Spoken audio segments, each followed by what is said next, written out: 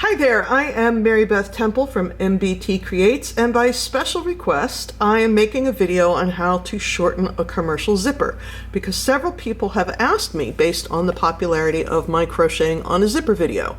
So I'm going to show you a couple different ways to do it, and what kinds of tools and supplies you'll need will depend on which method you want to use. So I hope that you will watch the whole video, figure out what works best for you, and use that method. But we're going to use a package zipper stop.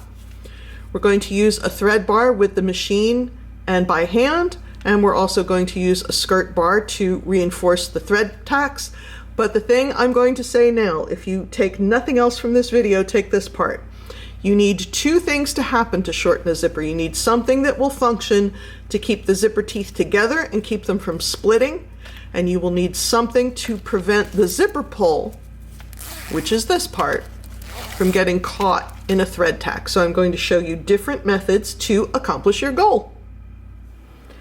I am brutalizing a lot of zippers in the making of this video, so I'm going to just go ahead and use this piece for right now. You can sort of pretend that the zipper pull is up there. The easiest way to do this that does not involve getting out the sewing machine or threading a needle or any of that kind of stuff is with a metal zipper stop. Now this is what they look like, and I use enough of them that I buy them by the dozen online. I bought these, I will drop a link in the description below. I bought these on Amazon. They were very inexpensive and they do the job. If you have sort of an emergency, you're in a hurry, it used to be that you could get this kit from Dritz. It's the clothing zipper repair kit. You used to be able to get this at Joann Fabric, but now that they're not there, I don't know. But if you look, it has zipper stops in it. So I have yet to find a store that carries these in person anymore, but they do exist. And if you would prefer to get one of these, that is totally okay, and that will work. But no matter where you got your zipper stop, it's going to do two things. Remember, we need two things. We need to hold the teeth together, and we need to prevent the zipper pull from getting caught. So for using one of these, I'm going to put it right side down, and I'm going to make sure that the little prong feet are on either side of the coil. This looks exactly like the zipper stop that's already on there, except it's not pink. And I'm just muscling it in there. Now that went in crooked, so it's not a big deal to take it out and rearrange it. Does it have to be perfectly straight? No, but straighter is better than not. Not that anybody's going to look at this. There are no zipper police, I promise. But I try and get it straight just for my own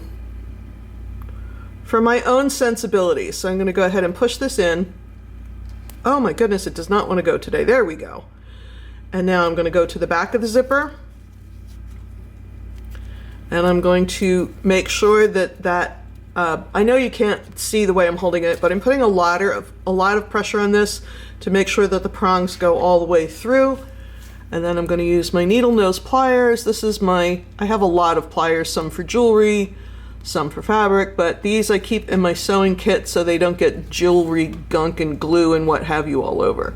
And I'm just going to use the needle nose pliers to push the prongs down into place.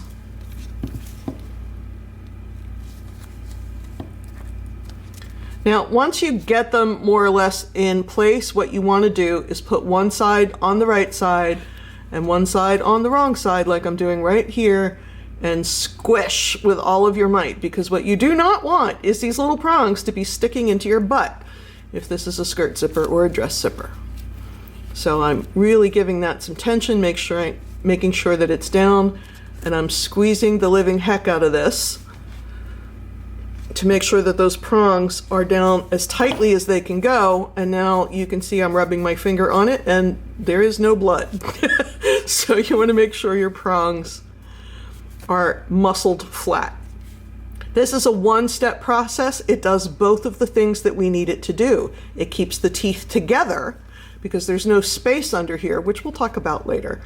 And also it prevents the zipper pull from getting stuck in a thread tack. Pardon my messy work table, but as you can see, I have my sewing machine set to zigzag.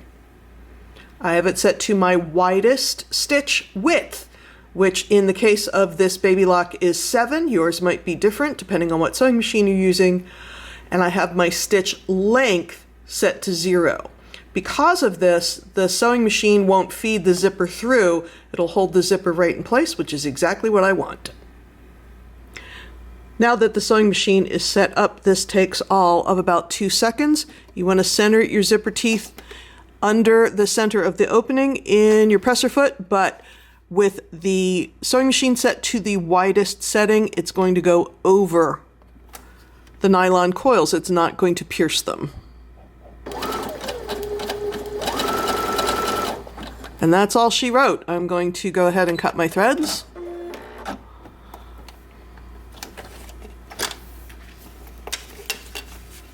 And pull it out. And now the 2 sides of my zipper are held together. If I don't have a sewing machine, I can do that by hand, and I'll show you that next. So there is the thread bar that I put in with my sewing machine. But what if I don't have a sewing machine? Totally fine to do it by hand. I just threaded my needle, and I'm using my thread doubled, so I put my thread through, doubled it, and put in a knot at the end. And all I'm going to do is do the same thing that I did with the sewing machine, except I'm going to do it by hand. I'm coming up on either side of the thread coil. I don't want to break the thread coil or split it apart. And I'm going to do this probably 5 or 6 or 8 times. And then I'll just knot it off. Now, I said earlier that the 2 things we have to do when we're shortening a zipper are holding the teeth together so that they're next to each other. And the other thing is preventing the zipper pull from getting caught. So whether I use my hand sewing needle like I'm doing now, or I use my sewing machine like I did earlier, the next thing I want to talk about is how to use a skirt hook to make sure that you don't get caught in the thread. So you can see, no matter which you use, whether you use the sewing machine or by hand, that thread is going to keep that zipper from going any farther down than I want it to. However, it's just thread, and as you wash and wear your item, that thread can come loose and it can also get caught in the zipper pull. So what I like to use are these skirt hooks. Now you could also, if you go to the store and you find one of those packages that has a regular hook and eye, but it says hook and eye and bars, you can also use the bar. But I'm noticing recently when I go to the store, all I'm finding is hooks and eyes. I don't know if bars disappeared as a cost cutting measure, but these skirt hooks work great, but we just need the bars. So what I'm going to do, and I'm going to do this by hand, I'm going to hold this bar and I'm going to put it over my thread tack. I'm going to put it right there, and I'm going to go ahead and sew that in by hand. Now, why is it that I don't just use this and I don't use the thread tack? Again, as I said earlier, you need 2 things when you're shortening a zipper. You need something to hold the teeth together, and then you need something to prevent the zipper pull from getting stuck.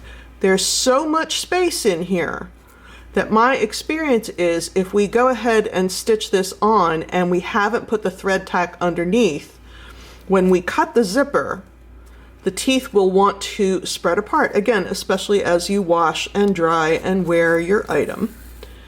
The teeth are going to want to pull apart, and eventually they'll separate past the part where the skirt hook is. So I like this combination. My thread stitching is keeping my teeth together. That sounds so weird when you say it like that. And my bar is preventing the zipper pull from getting stuck. So I'm going to go ahead and tack this down by hand on this side. And then I'm going to tie a knot, end it off, and do it again on the other side. I don't like to cross my thread across here when I am working on the skirt bar, because again, I don't want thread where it could conceivably get caught in the zipper pull. There is my thread tack, and there is my skirt hook right over it. You can see the skirt hook is what's preventing the zipper pull from going down, but we still need that thread tack to hold the teeth together. Now, when I'm done doing this, if I'm using a nylon coil zipper like I am here, it is totally fair play to just cut it with your fabric scissors. And if this splits eventually, which it will, the thread bar is going to hold it into place.